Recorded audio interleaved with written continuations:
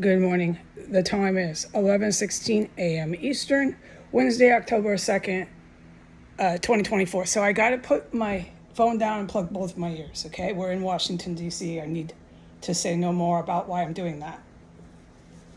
This must be done properly, and I must prepare to do it the right way, and that is to plug your ears so you can think and hold a train of thought. Okay, here we go. I am to report what I witnessed when I took my garbage out, which is mark it on the calendar date that I just stated in the intro to this testimony. I'm never allowed to do that. I witnessed 2 Washington, D.C. police SUV dispatch marked city vehicles, police cop cars, okay, SUVs. The one that's stationed, parked with its yellow, orange lights going back and forth, left and right, just rotating on top of its car, is not of my concern. When I saw it, because you can't miss the guy, he's real spectacle, or the gal in there, wants to draw attention to themselves. They're sitting parked on the corner of S and 15th with their light, the orange light, just running, okay? All right. I presume by that thing they're doing, they've been there for God knows how long, just drawing attention to themselves so the whole world can see God knows how long, okay? Right on the corner of the chemical weapons warehouse that they are involved with, that they are in here, that I have witnessed them go down. that I've witnessed walkie-talkies running. I've witnessed it all. I put it on the internet, okay? They're not going to stop. The Washington, D.C. Metropolitan Police Department, in their marked vehicles, their city-issued guns, cuffs, tasers, gear, uniforms, payroll, their city tax deductible income paid from the city of Washington, D.C., United States, will not stop protecting the chemical weapons warehouse, no matter what. Okay, so I witnessed that, and that's why I am to report this. So today we had two big old SUV cop cars with obvious payroll city cops driving around in them. One is stationed and parked outside of the compound with its lights so everyone can see, look at me. All right, so when I went to take my garbage out, green light, because I have guidance from Jesus wherever I go, is telepathic. Me and God commune, however you want to talk about it. He said, don't even worry about that one. Don't look at that one. Ignore that one. So I continued. Now, I'm not allowed to say anything else I witnessed while I'm outside, okay? So this is kind of clear what I'm supposed to report. So I continued, and I went and I disposed of my garbage into the bins in the alley. On my way back is what I'm supposed to report, and I'll tell you everything I did and everything I saw. On my way back from the alley, heading back to S Street from the alley, right as I got to about 20 feet from the corner, you could see the cop car was still parked there. That cop car, the cop SUV with its lights flashing, everyone can see it, was still there, confirming that it had been stationed outside of there, the Washington, D.C. Police Department's chemical weapons warehouse is their fucking chemical terrorist compound. I've told you they're involved with the country of Iran, foreign hostile enemies. I've said this. All right, no matter what I've witnessed in here, no matter what they've done, they will not stop coming to this terrorist compound and parking outside, coming in, everything you can fucking think of. They're going to keep doing it. Okay, this is evidence to that, some more and more and more. I will keep giving the public more when I'm allowed and at liberty to do so. So I come back from the alley. That cop SUV car is just parked stationed there with its lights flashing. Okay, it's not going nowhere. The whole world is to look at us outside of our chemical weapons warehouse. Here we are. Now, what I am to report is coming down S Street from 14th, okay? That police SUV is parked on S and 15th. Coming down towards S Street. No, I said it wrong when my ears are plugged. I'm going to repeat it for a third time, and this will be the last time. On my way back from the alley, about 20 feet before I got to the corner, I witnessed still that cop SUV just parked there forever and a day, drawing nothing but incredible attention to itself outside of a chemical weapons warehouse. Yes, I did witness that. Yes, that is what they're doing.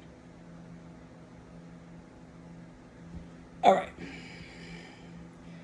Driving down S Street, coming from the direction of 14th, going about 40 miles an hour at high speeds, racing down the road, but I want to be clear how fast that cop car was going.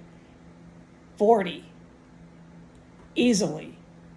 In an RPM SUV like that, yeah.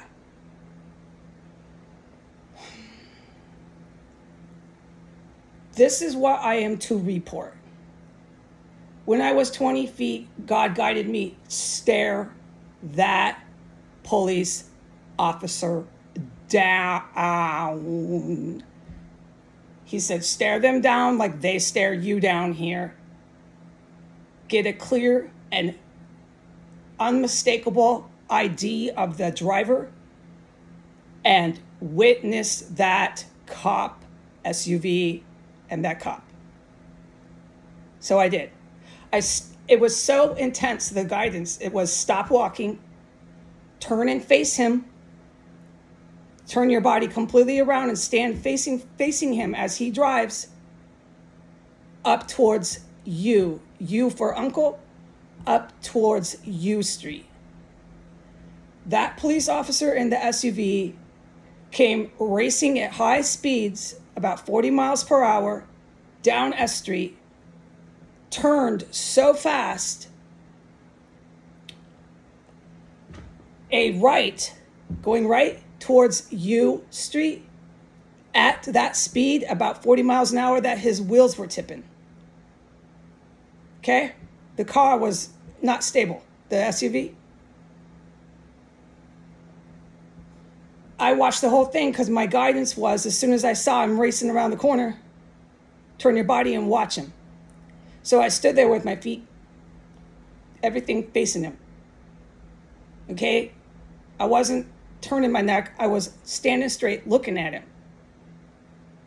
I saw an African American or Spanish Afro male, about 34 years old, about 215 pounds, 230 pounds. He's tough. He works out. He's a buff guy.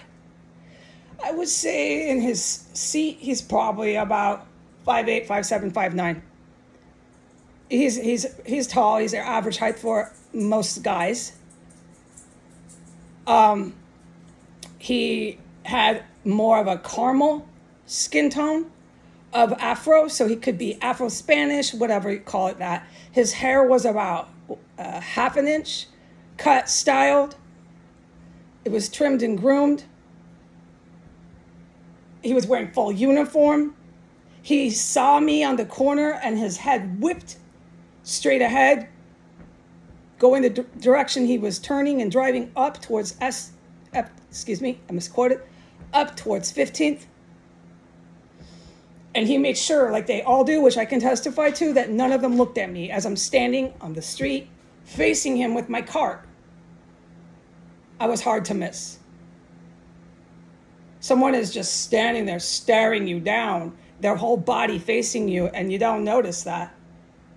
They never do. The police here never look at me. And then when he got past my body, which was about 20 feet from the corner, which is when he made a full turn onto 15th, he accelerated his speed up to at least 60 miles per hour within 2 seconds. He put his foot on the pedal and sped off. And once he had driven off, I wasn't supposed to turn and watch him drive away. It wasn't that dramatic. I was just supposed to continue. I was supposed to continue to keep ignoring that other SUV, which was still parked on the corner of S and 15th, where he had just turned from at high velocity speed, which had its lights going. Everybody can see these cops. Look at us. Look at me. Look at the witness. Look at all of us right here on the corner. Look at us. Now, the only ones that I am to report are the ones that wanted to be heard. Remember, it's see us, hear us, talk about us, put us on TV, put us on the internet in the United States. I am to report the ones that wanted to be heard and talked about. The Mexican drug cartel construction workers.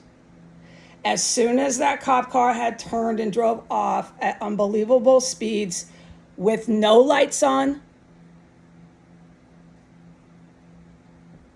no lights. All a driver on the street, the arterial road, would know was that an SUV, marked city police car, huge car, SUV, was racing down an arterial city road with bicycles, everything on it, at least 65 miles an hour with no lights, no warning, no advance notice that a car that out of control is racing down the road when the speed limit is 35 miles an hour.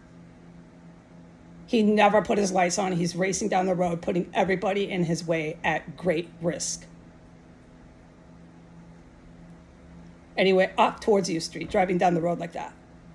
So once that cop went and did illegal things, past another one parked in the corner outside of a chemical weapons warehouse so everyone can see them and hear them and look at them and talk about them and film them and put them on TV and the internet. Once that spectacle had taken place, I then turned towards S Street. I'm turning right back to go home. Once I turned the corner, I went about 4 feet, the Mexican drug cartel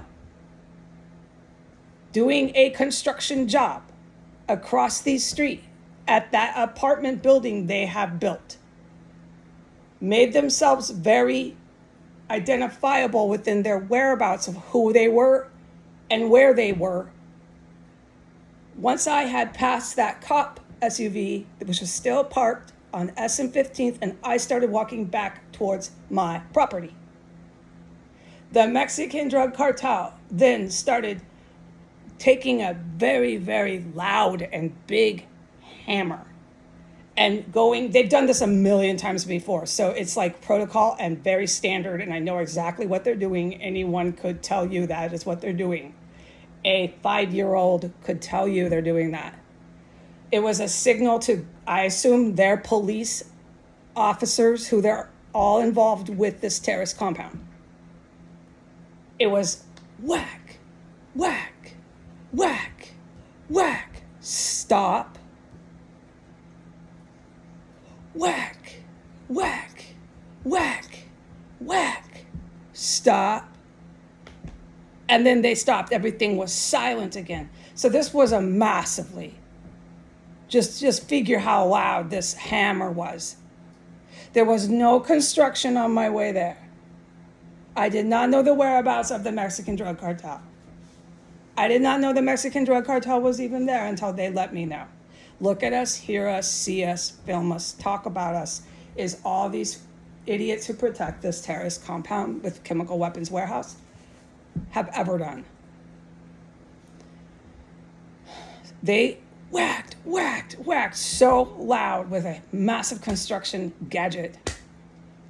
It was obvious. So by the time I was about 20, 30 feet going down a street, they stopped, everything nice and quiet. There was no sounds of them again, like there was no sounds of them on my way to the basura.